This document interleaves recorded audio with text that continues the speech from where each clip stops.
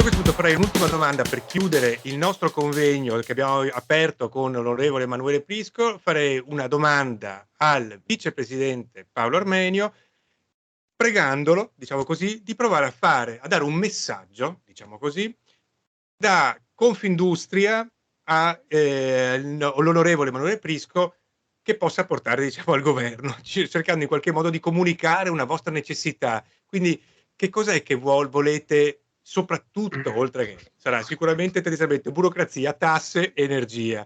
Ovviamente io le chiedo a lei cos'è che... Allora, sicuramente un grido d'allarme che ci stanno dando le nostre imprese e sulla quale il governo potrebbe fare qualcosa immediatamente senza grandi costi è subito un passaggio importante sulla sburocratizzazione.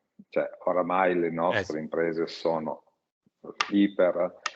hanno un grado di burocratizzazione che sta facendo paura, non ce la fanno più a reggere tutti questi sistemi.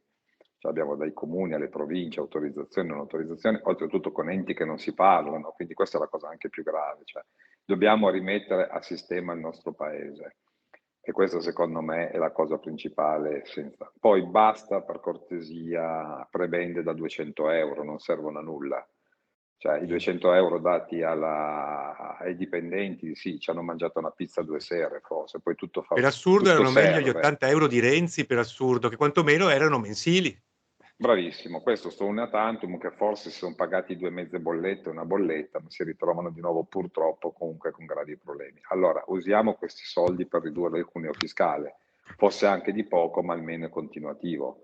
E allora in questo modo tutti diventano più competitivi e sono cose che oggi il governo potrebbe fare veramente mettendo a disposizione pochissime risorse e che comunque darebbero un effetto immediato alle nostre imprese e alle famiglie.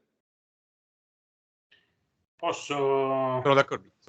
Prego onorevole, no, anzi la ringrazio molto, così ci dà un po' un suo punto di vista. Condivido ovviamente la necessità di intervenire sul cuneo fiscale, anche perché se vogliamo dare più soldi agli italiani, ai lavoratori, giustamente, e allo stesso tempo incentivare i consumi, l'unica soluzione è quella lì di agire sul costo del lavoro. Così riprendo una cosa che mi sono dimenticato sulle principali cose che volevamo fare. Prego. E approfitto. Dobbiamo fare la madre di tutte le riforme, cioè la svolta presidenzialista. Perché? Lei dice adesso che c'entra con i costi di energia, delle imprese, della giustizia, della natalità, di tutte le cose di cui abbiamo parlato.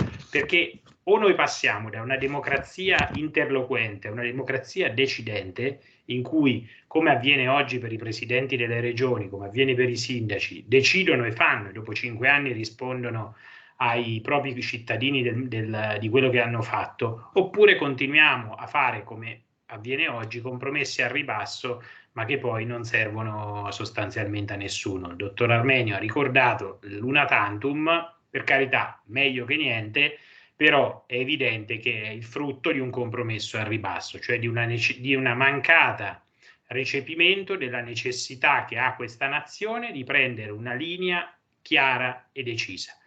Oggi non ci possiamo più permettere di frastagliare le risorse in 1000 rivoli. Dobbiamo decidere quali sono le priorità. Per farlo serve un governo capace di decidere, che abbia il pieno mandato degli italiani. Per questo credo che la madre di tutte le riforme della giustizia, della burocrazia, delle tasse, eccetera, sia il cambio di prospettiva della nostra Repubblica, da una Repubblica parlamentare oggi impantanata nei meandri parlamentari a una Repubblica decidente e quindi presidenziale. Niente uomo solo al comando, tranquillizzo tutti. Come sapete anche la Francia è una Repubblica presidenziale non da oggi e non credo che ci sia una crisi di democrazia in Francia o in altre nazioni. Benissimo, io a questo punto